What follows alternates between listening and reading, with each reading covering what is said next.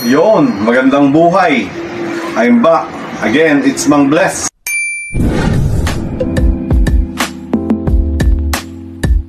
Para sa Real Talks.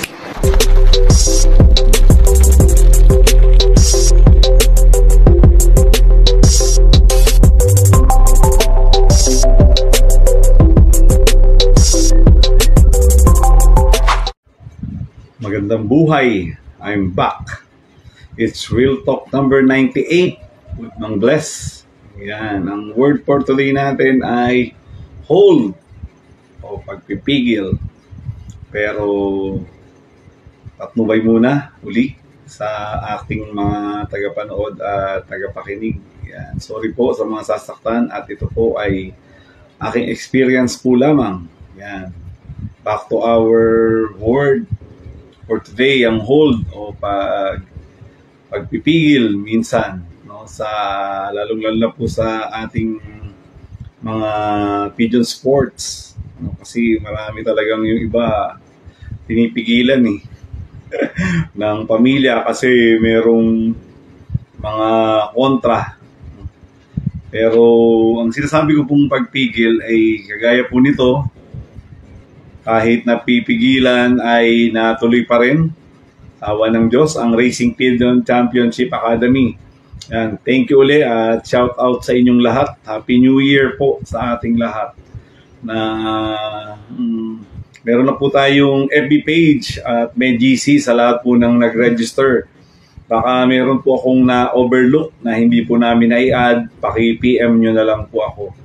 Yan, back to our word. Yan po yung hold. Minsan po, sa ating pigeon sports, talagang marami ang gustong i-hold yung mga development o kaya yung mas ikagaganda. No? Kasi mas lamang na gusto nila yung pabor lang sa kanila o kaya kung yung ano lang yung mas kapaki-pakinabang sa kanila. No?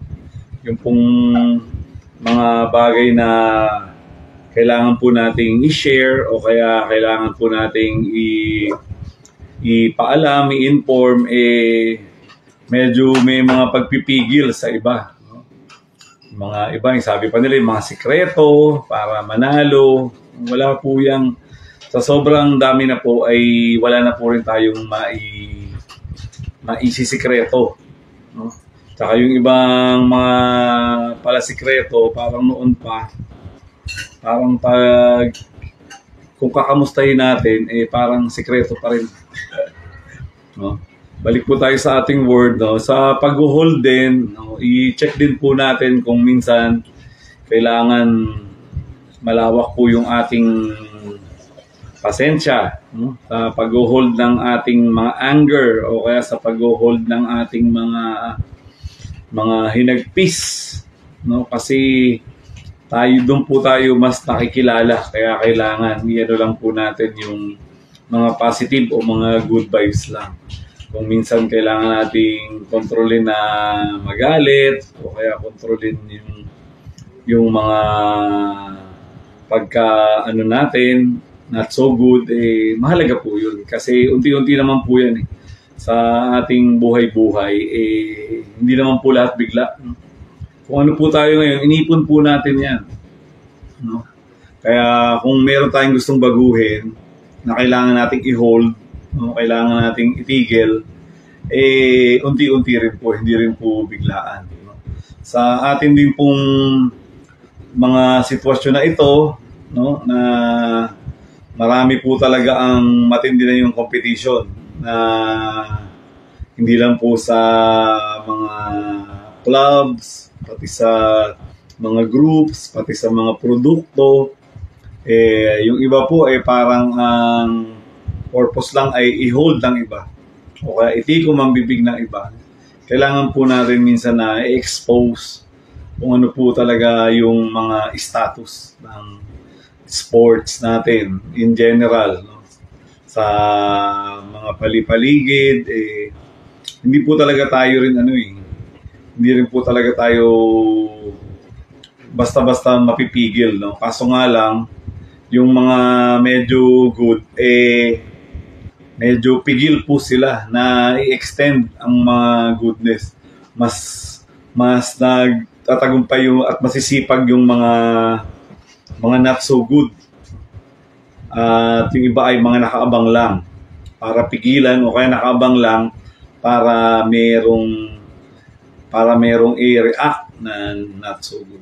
Minsan po ano po natin yan sa ating mga ginagawa, tignan din natin yung magiging resulta, no? Sa pagpigil o kaya sa hindi pagpigil, lalong-lalo na po sa mga alaga po natin, makikita po natin yung kung saan po yung timing na kailangan silang hindi i-hold at kailangan silang i-hold. Dahil dyan, 5 minutes na naman, muli, tuloy-tuloy lang po yung ating sa school. Mag-update lang po ako sa inyo. Private lang po yung group natin. Kaya, thank you ulit sa inyo. Peace.